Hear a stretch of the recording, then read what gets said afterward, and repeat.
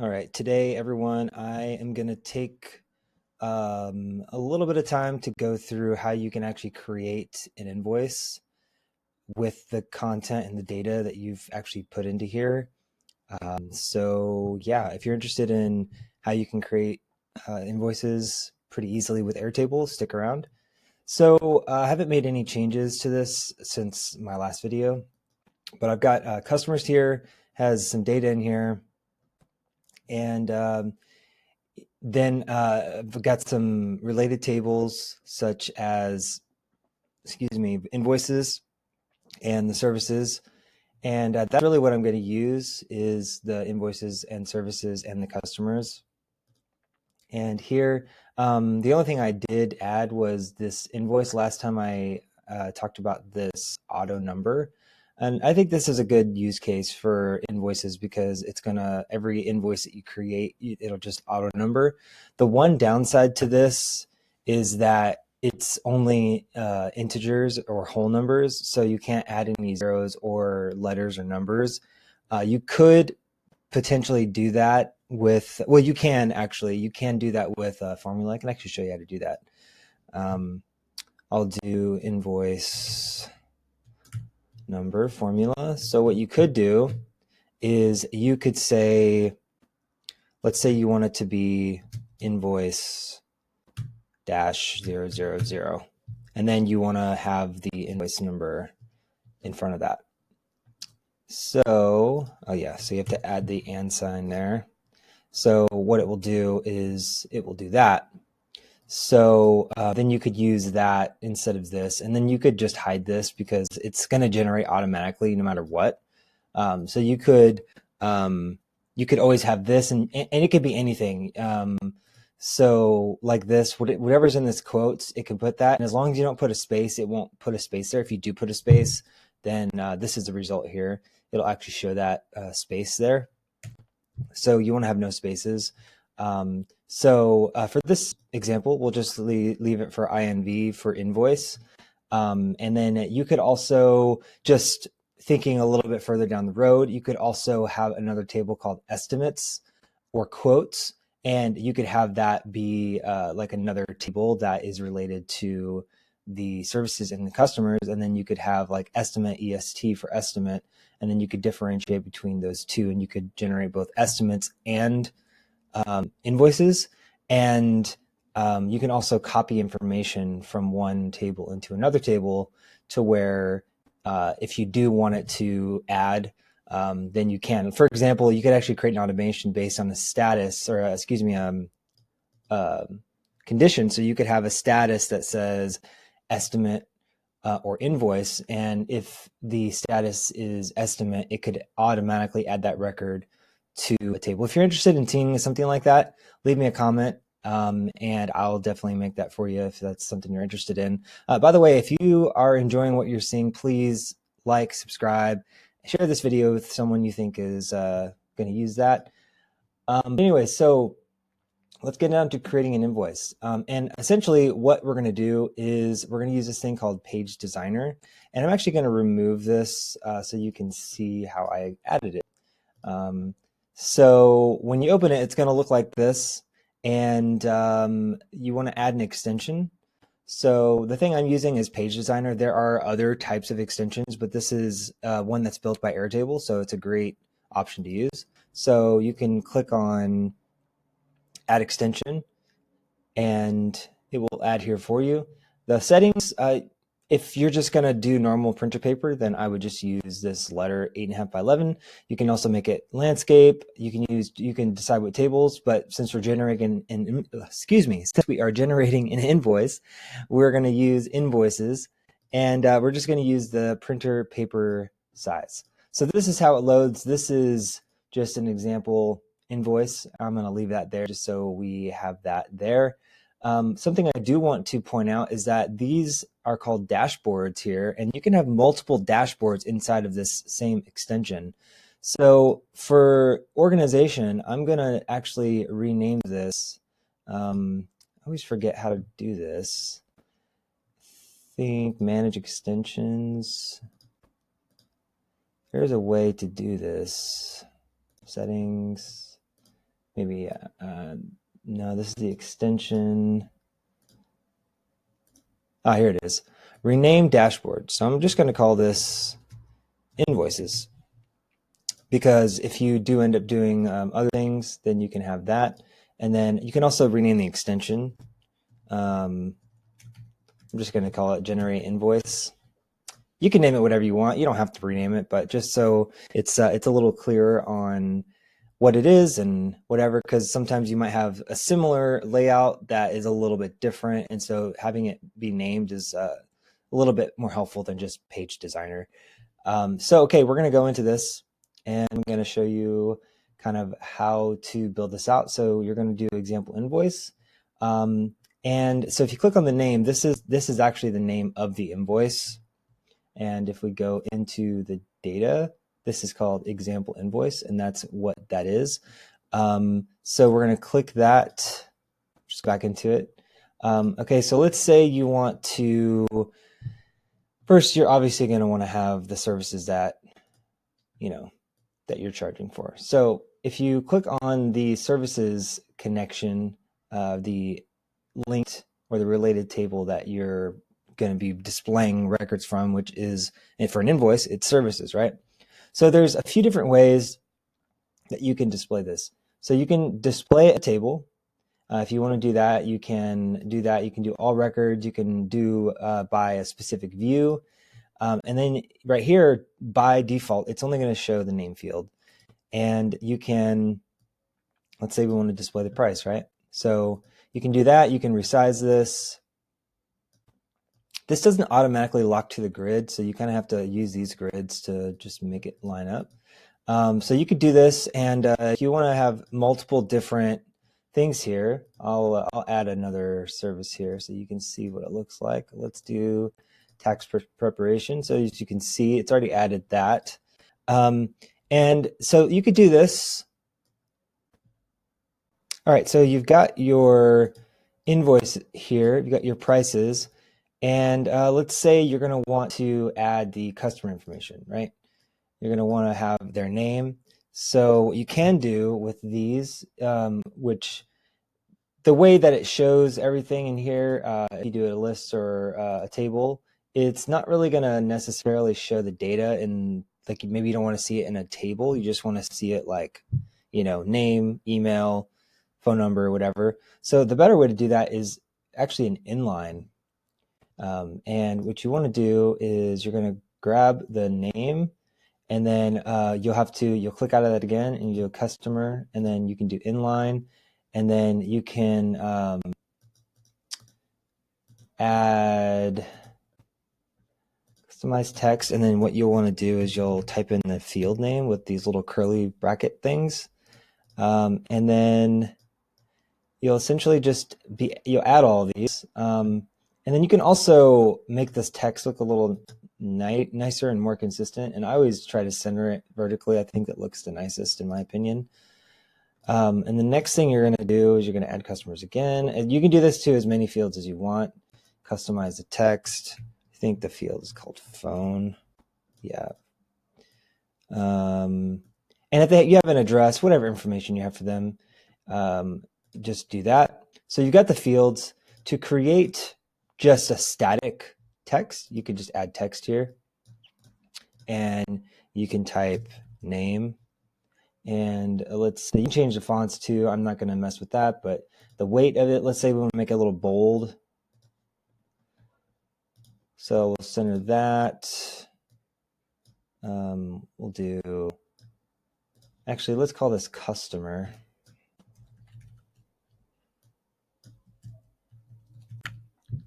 Customer, I think it's CU, customer. You can also adjust the spacing too. If you don't like it that close, you can also adjust the spacing, or it's called padding here. And you can add a little bit. I'm going to leave it the way it is. It doesn't bother me. The grids really help line these things up, by the way. Super helpful. And it's nice that it's only a grid when you're on it, and then when you're off, you can kind of see what it looks like. Move my head over here. Okay, so I'm going to duplicate this because I just want to use the same settings.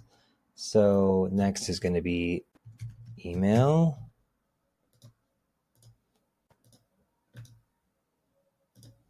I'll correct the spelling on that. I knew it didn't look right.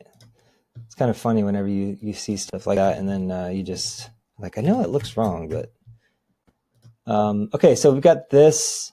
We've got all the customer information. We've got all of this. Let's say you want to add. Let's say you want to add the invoice number.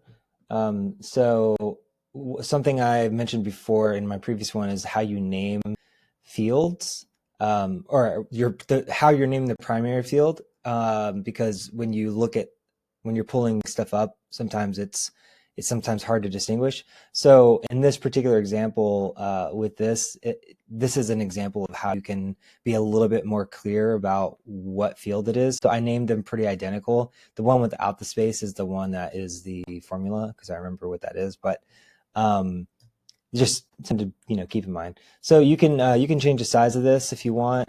So I'm going to put invoice. Look at that. The one thing I don't like about this extension is that you cannot select multiple records at the same time, or multiple boxes. You can't. If you try, it won't let you. So that's one downside to like moving stuff around. It makes it a little bit more difficult.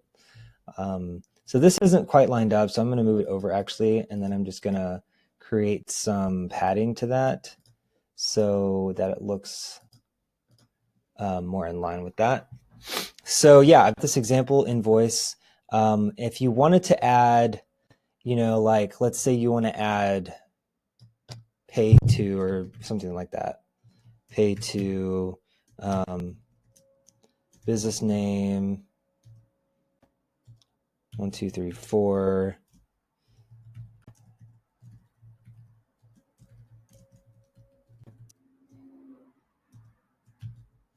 let's say website and phone.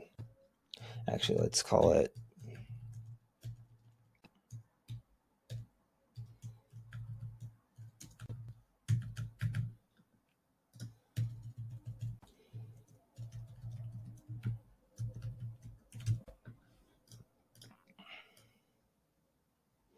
now. If you want to create some weight to pay to, for example, you'll have to create another text box to do that, because it's gonna actually it does that to everything inside this box. So if you want to do that separately, then you should, and then you can make this a little bigger if you want. You can make the weight a little bigger, so that it's a little bit more distinguished. It does not do hyperlinked. So, but I'm assuming that most of this is like PDF'd and sent to customers. There's a way you probably could put that into I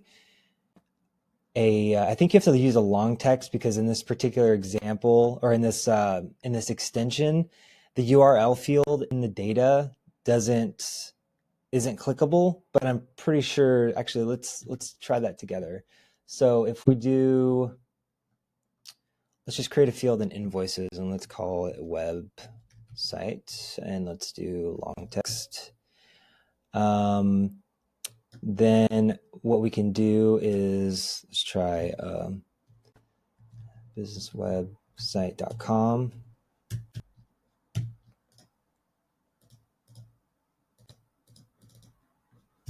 Maybe it needs to have the,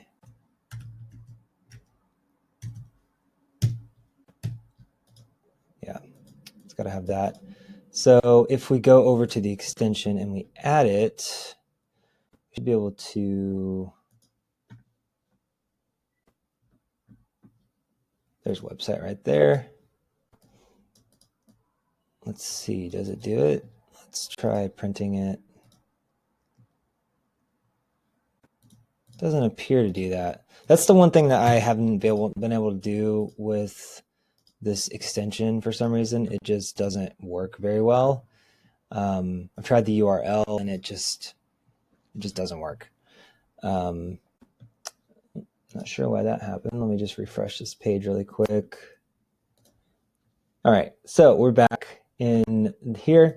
So one thing I do want to note is that whenever you are creating this, you want to make this box a little bit bigger. As many records as you feel like you're going to pull out of here, you should do that so that it has plenty of space.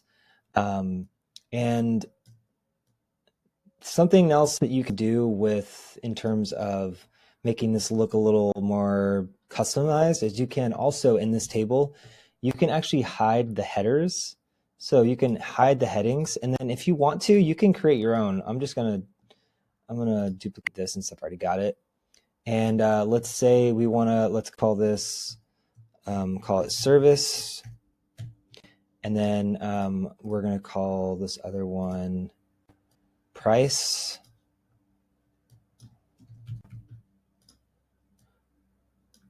So you could do that to make it a little nicer. You could also create a text box and don't put any text in it. And you could actually create a header for this. And then you could give it a color. So let's say this is filled. Right now it's just white. Let's say you want to make this, I don't know, let's make it a blue, something like that. I wonder, I usually use black headers, but I wonder, yeah. So it's going to show this text. I think you have to make the text color the same, potentially. This is sort of new for me, so I'm actually learning this while I'm doing this. So yeah, so it still shows up kind of white, actually. So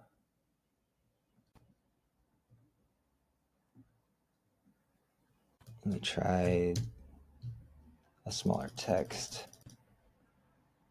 You could potentially get away with hiding that, and people not really knowing that that's there, because it's going to be so indistinguishable.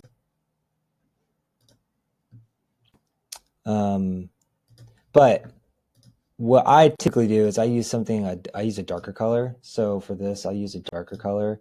Let's use, and then I use, let's do text color.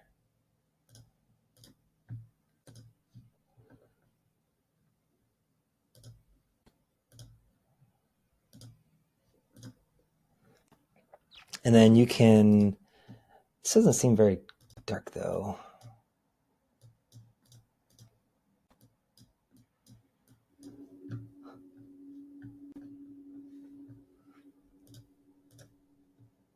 This is looks like gray. Huh. Let me try this again. This is weird. Let's do background color. Let's do,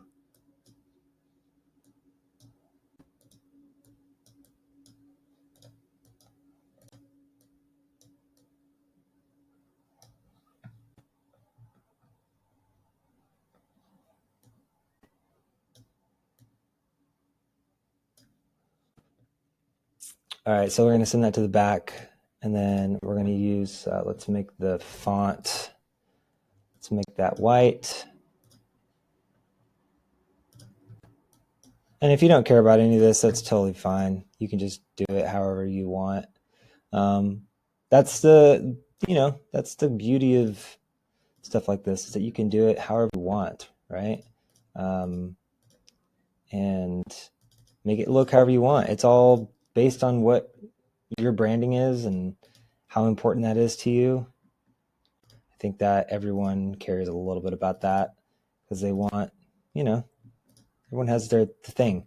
Anyways, okay, so this is an example of what it could look like. Something that we haven't done yet that I'm going to step through right now is the total. So obviously you're going to want a total, right?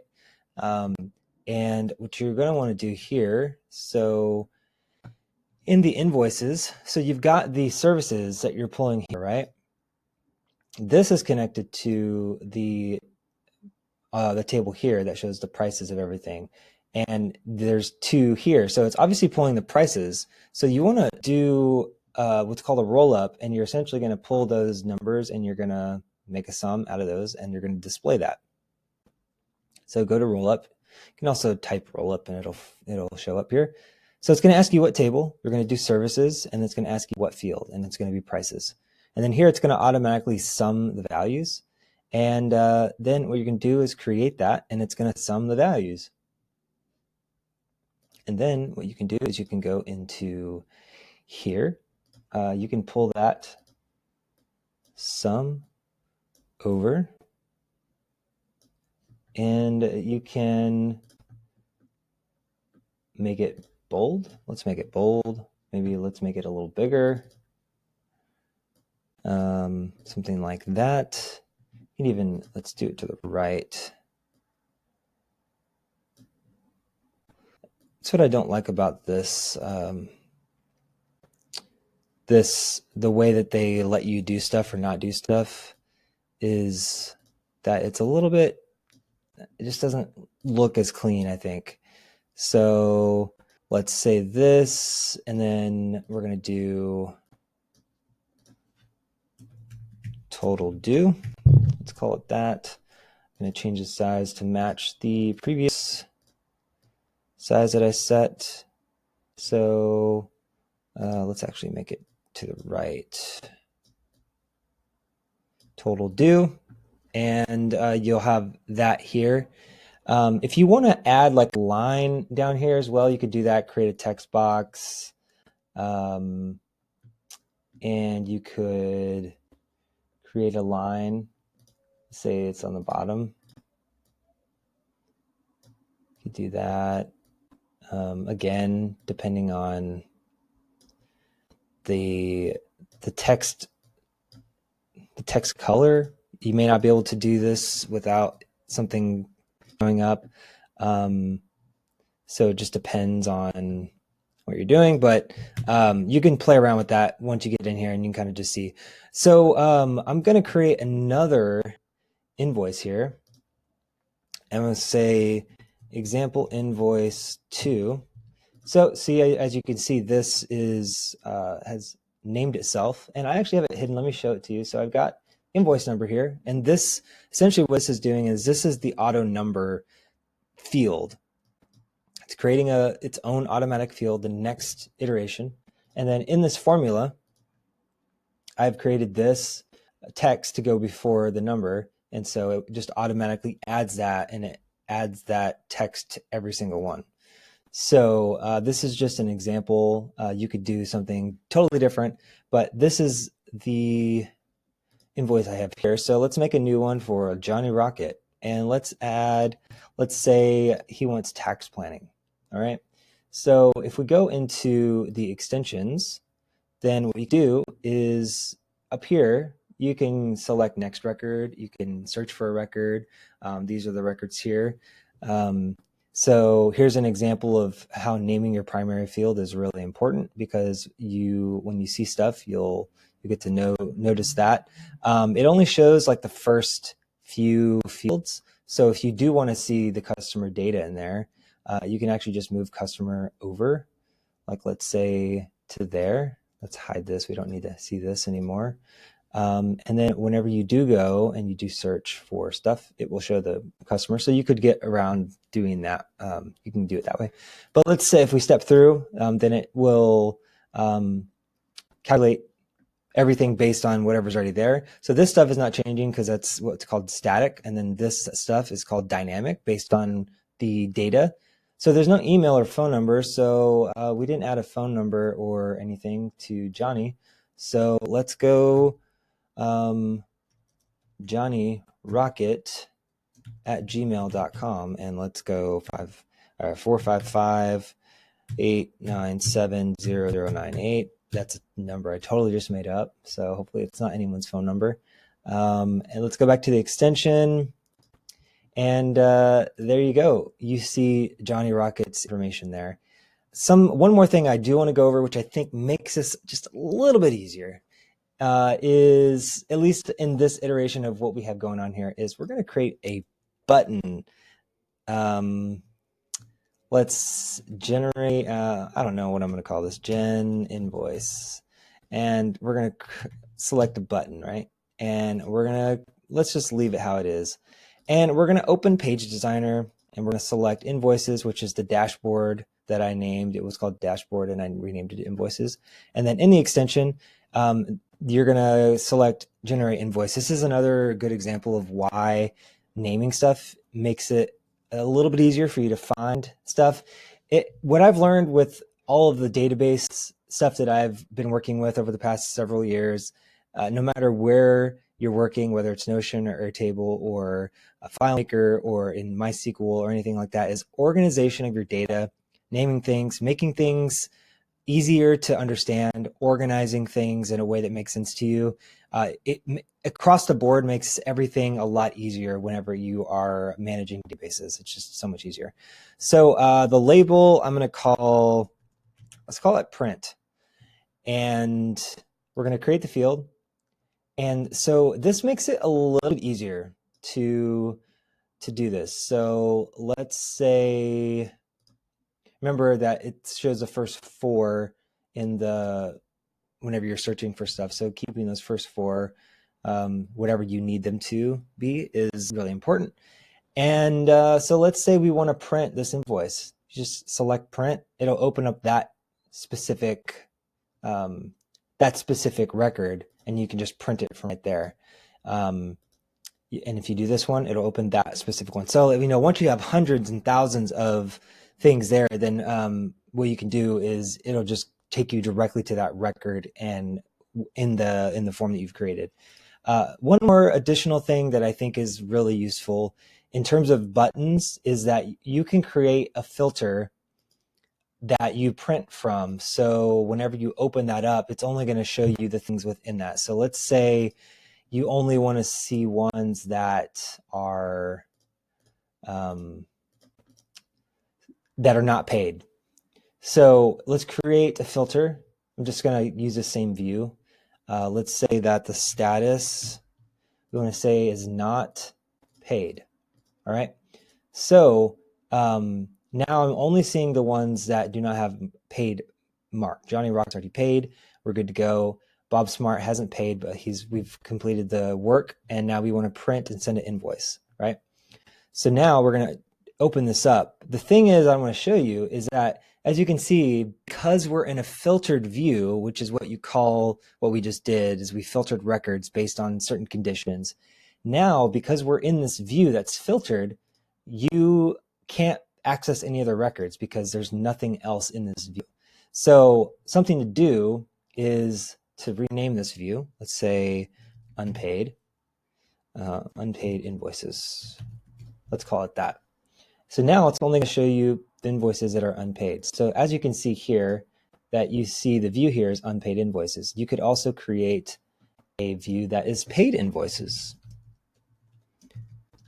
Invoices here, and then we're going to say filter status is paid. So these are all paid. And then let's create one more, and let's just say all invoices. So you can see all the invoices that have ever been created. So this helps to organize your data a little bit to where, and it's easier to access. You don't have to filter. You don't have to look through a bunch of stuff. It's a little bit easier to go through some of that stuff. So I hope this was helpful in terms of how to create an invoice quickly. As you can see, there are some limitations to what it can do, but you can generate an invoice a lot faster. It reduces the amount of typing you have to do because you're already linking these records together. They're already related. So you can use that to create some invoices. If you create some invoices, let's share them with the community and let's get some examples out there. I think it's always great to have examples to look at, different ways to do that. In my job, I don't really create too many invoices using Airtable, but I can see the value in using something like this as a small business owner or a small company that is sort of transitioning from one system to another system. So it can be really, really valuable. And the next and I think in the next one, I'm going to probably go down a path of how to send this with an automation. I think that's really useful because now you've learned how to insert data, to relate them, and you understand what all the fields are. Now you know how to create an invoice with an extension, and it takes your data and actually is viewable in a way that's really useful. And the next thing I think is naturally to send the invoice to your customer. And we're going to use the same information, the same data that we've already entered, and we're going to use the email, and we're going to use the invoice, and we're going to be able to send it to your customer. So come back for the next video. And yeah, I really hope this was helpful. If you found it useful, please like, subscribe, and share it with a friend. All right, see you next time.